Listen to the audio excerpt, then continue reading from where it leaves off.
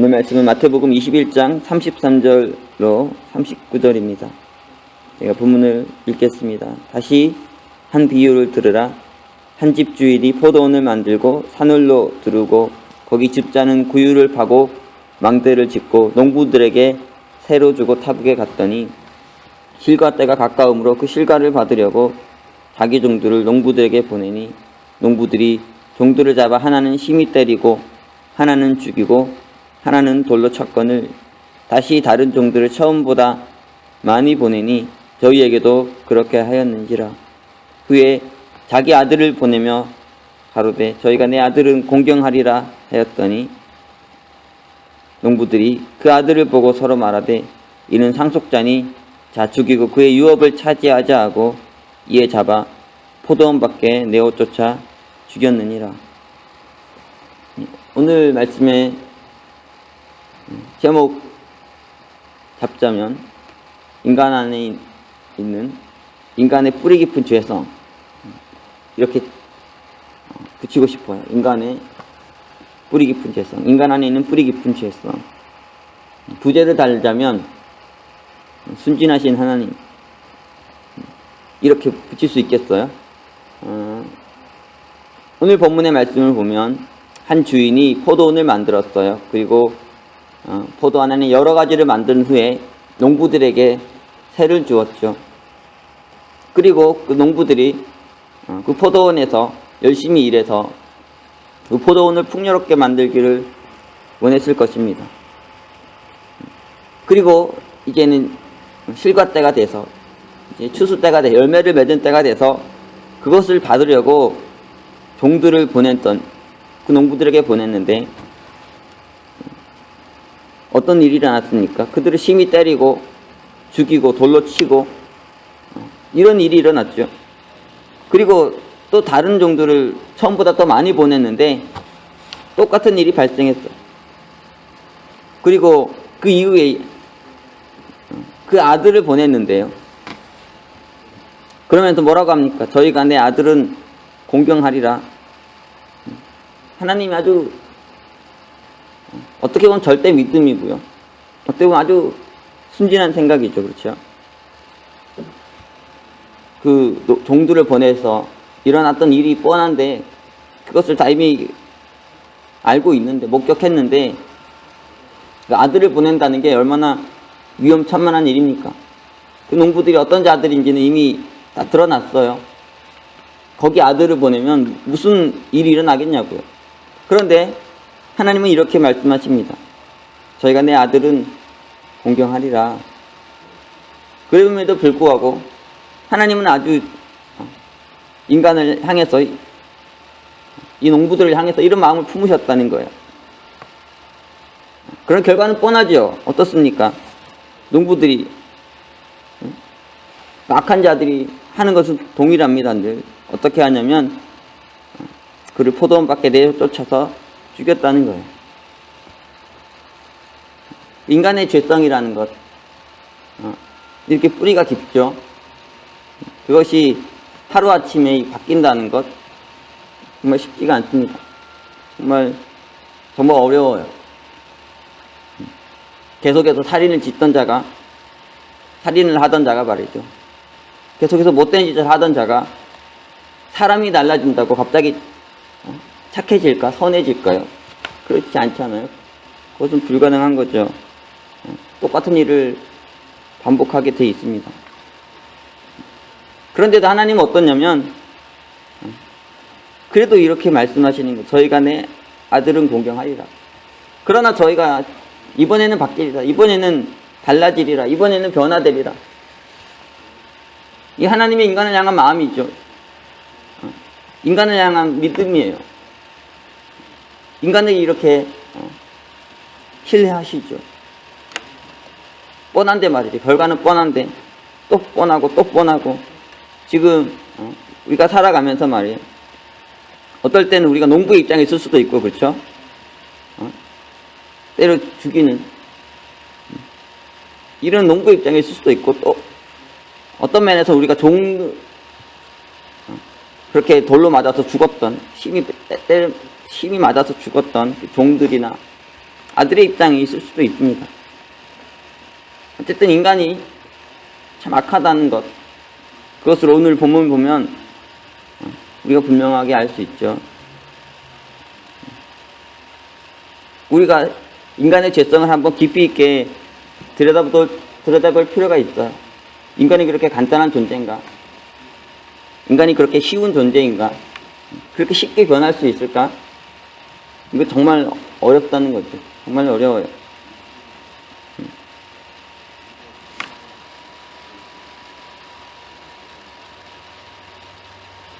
이것이 참 절망적인 얘기죠. 그렇죠. 우리가 다른 사람을 보는데 너무 집착하지 말고, 너무 거기에만 생각하지 말고요. 나를 한번 보라고, 나를 한번 생각해 보라고요. 사람이 자기가 변화되는 게 정말 어렵잖아요. 내 안에 있는 폭력성, 내 안에 있는 살인의 마음, 내 안에 있는 끔찍한 죄성들이 정말 보면 너무너무 심각해요. 이것들이 쉽게 바뀌지 않는다는 거죠. 그런데 가장 큰 문제는 뭡니까? 인간 안에 가장 큰 죄는 무엇이냐? 가장 뿌리 깊은 문제는 뭐냐면 주인의 호의를 모른다는 거예요. 하나님의 은총을 모른다는 거죠. 하나님께서 우리에게 은총을 베푸시고 사랑을 베푸시고 우리를 끝까지 믿으시는데 이것을 믿지 않는 거예요. 이것을 받아들이지 않는 거예요. 그리고 보세요. 종들을 보냈어요. 때려 죽였어요. 못된 놈들이죠. 그럼 당장 어떻습니까? 40절 보면 이렇게 돼 있잖아요. 그러므로 포도원 주인이 올 때 이 농부들을 어떻게 하겠느냐? 저희가 말하되 이 악한 자들을 진멸하고 포도원은 제때 시가를 바칠 만한 다른 농부들에게 새로 줄지니이다. 그래요. 농부들한테 종을 보냈는데 때려 죽였어요. 그럼 어떻습니까? 당장 찾아가가지고 그 악한 자들을 벌할 수 있죠. 진멸할 수 있고 죽일 수 있다고요. 그런데 하나님 어떻게 하십니까? 그들을 그렇게 대하지 않으시고 처음보다 더 많은 종들을 그들에게 보내세요. 그들을 회개케 하기 위해서, 그들을 바꾸기 위해서 처음보다 더 많은 이 종들을 보내서. 그래요. 이게 참 다르잖아요. 그렇죠? 이 많은 종들이 칼과 창을 들고 달려올 수 있었습니다. 이 못된 놈들. 감히 주인이 보낸 이 종들을 죽여. 내가 칼과 창으로 무장해가지고 이들을 보내가지고 니들을 진멸하리라. 그럴 수 있지 않습니까? 근데 이 본문 보면은 많은 종들이 갔는데도 다 얻어맞아 죽었어요. 다 죽었다고요. 그들이 칼과 창을 들고 간 게 아니죠. 그렇죠? 그걸 보면 뭘 느껴야겠습니까? 그리고 마지막에는 이런 못된 놈들인데요. 죽이고 또 죽이고 또 죽이고 더 많이 보내도 죽이고 거기에다가 아들까지 보낸다는 거죠. 아들까지 보내요. 그것을 봤을 때 그 아들을 봤을 때 그 아들이 봤을 때 농부들이 어떤 마음을 가져야겠습니까? 쉬운 얘기가 아닙니다. 오늘 말씀 여러분 한번 깊이 있게 묵상을 해보세요. 아들을 보낸다는 게 쉽지 않죠. 그 주인이 말이죠. 종을 보냈을 때, 더 많은 종을 보냈을 때, 그 아들을 보냈을 때 농부들 안에 회개가 있어야 돼요. 그렇죠? 농부들 안에 미우심이 있어야 되고 깨달음이 있어야 되고 변화가 있어야 되고 그런데 그들의 살인의 마음, 그들 안에 있는 죄성, 그들 안에 있는 흉측하고 끔찍한 모습 전혀 변화되지 않습니다. 또 죽이고 또 죽이죠. 또 죽이고 또 죽이고 누가 누구를 죽여야 됩니까? 내가 죽어야 되잖아요. 여기 종들을 죽이고 더 많은 종들을 죽이고 아들 죽였다고 내 인생의 문제가 해결됩니까? 그렇다고 내 문제가 바뀌냐고요. 왜 죽였을까요? 모르겠습니다. 이유는 기록해 놓고 있지 않아요. 수만 가지 이유가 있을 수 있겠죠. 이게 죽인다고 풀립니까? 다 없앤다고 풀립니까? 그렇지 않잖아요. 누가 죽어야 됩니까? 누가 바뀌어야 됩니까? 내가 죽어야 되잖아요. 내가 바뀌어야 되고, 내 안에 있는 죄악됨, 내 안에 있는 거짓됨, 그것이 끊임없이 나에게 다가오시는 그 주님의 모습을 통해서, 하나님의 은혜와 사랑을 통해서 변화되어야 되는데, 이걸 받지 않아요. 이게 절망적이죠. 그렇죠. 이게 절망적인 얘기라고. 어떤 것으로도 바꿔낼 수 없는, 어떤 것으로도 변화되지 않는 인간의 죄성 말이죠. 얼마든지 진별할 수 있음에도 불구하고 진멸치 않으시고, 또 은혜를 주시고, 또 사랑을 베푸시고, 또 믿어주시는데, 끝까지 배반하고, 또 배반하고, 또 배반하는, 우리가 사실은 다른 사람 비판하기 쉽죠. 여러분 중에서 성도 사역하는 분들 많은데, 다른 사람 비판하기 쉽다고, 양들 비판하기 쉽고, 자기를 한번 보세요. 자기를 한번 돌아보라고요. 내 안에 얼마나 거짓된 게 있는가, 내 안에 얼마나 악한 게 있는가.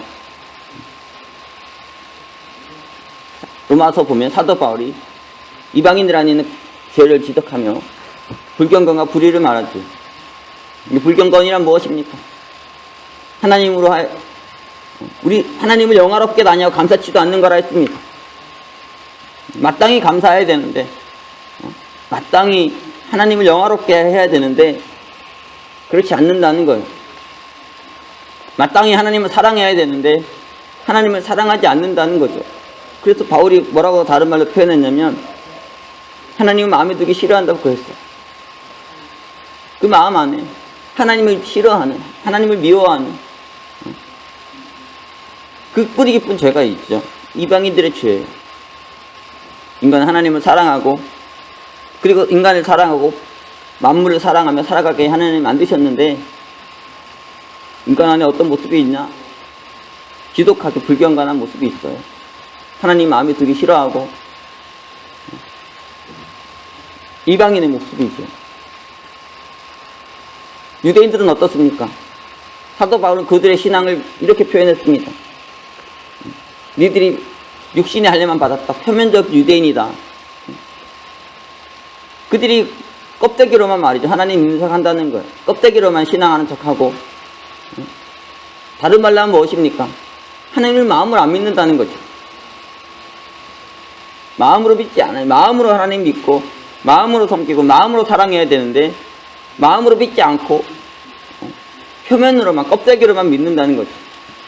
로마서 보면 사도 바울이 너희들 믿음으로 구원을 얻는데 마음으로 믿어 의에 이른다 그랬죠.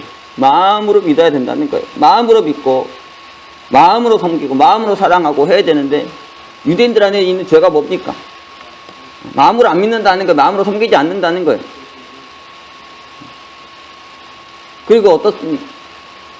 하나님이 우리를 하여금 마음으로 하나님 믿고 섬기게 우리를 변화시켜 내시면 거기에 순종하고 받아들이는 게 아니라 반발해요. 거기 맞서고 대적하고 싸우고, 어떤 분은 너무 풍요 가운데 있어가지고 말씀도 안 보고 기도도 안 합니다. 또 어떤 분은 너무 힘들어서 말씀 안 보고 기도도 안 해요.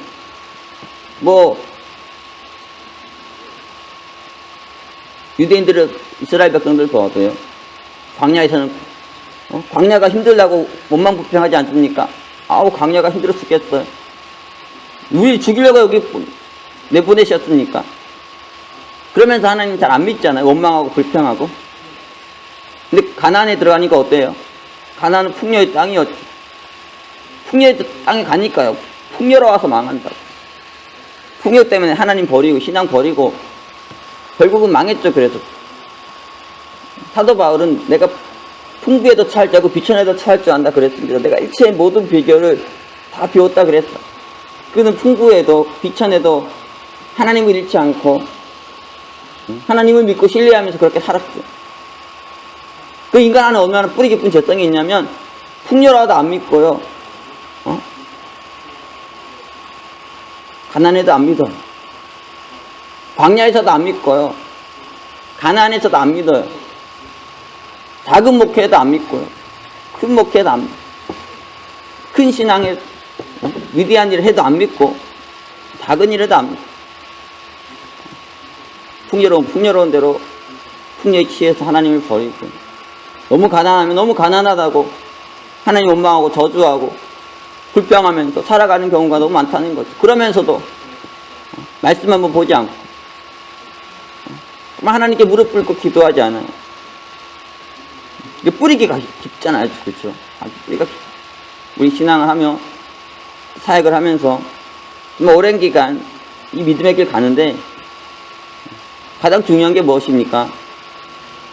내가 죽는 거잖아요. 그렇죠? 내가 죽고 내가 변화돼서 하나님의 볼 바로 서는 게 가장 중요한데 이게 참 어렵습니다. 참 어려워요. 인간이 제가 너무 뿌리가 깊어서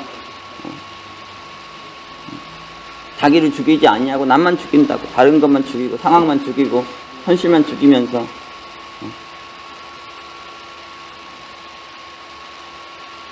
이렇게 결국은 어떻게 됩니까? 42절 봅시다. 예수께서 가라사대 너희가 성경의 건축자들의 버린 돌이 모퉁이의 돌이 되었나니 이것은 주로 말미암아 된 것이요 우리 눈에 기이하도다 함을 읽어본 일이 없느냐. 그러므로 내가 너희에게 이르노니 하나님의 나라는 너희는 빼앗기고 그 나라에 열매 맺는 백성이 받으리라.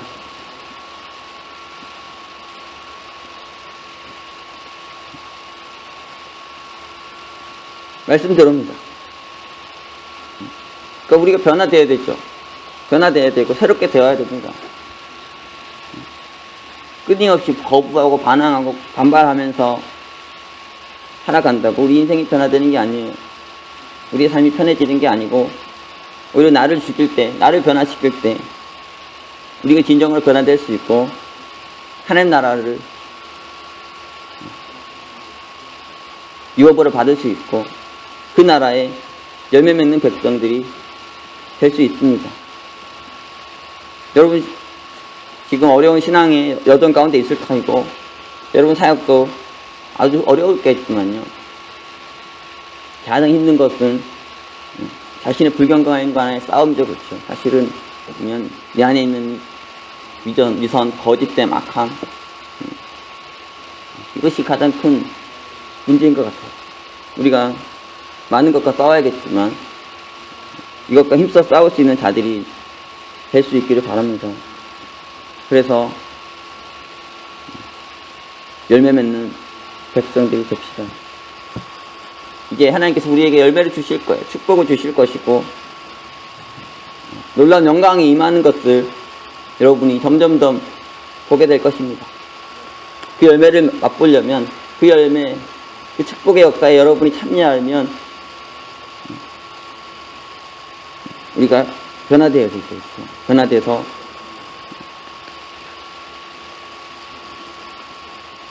나를 죽이고 나를 새롭게 함으로 하나님께서 사용하실 수 있는, 하나님께 축복하실 수 있는 그런 자들이 되어야 됩니다. 오늘 말씀 여러분 다시 한번 깊이 묵상하시면서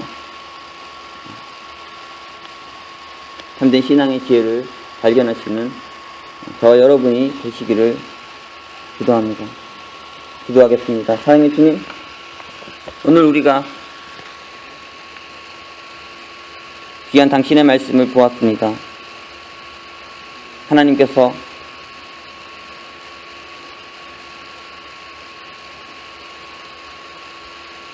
귀한 사명을 주시고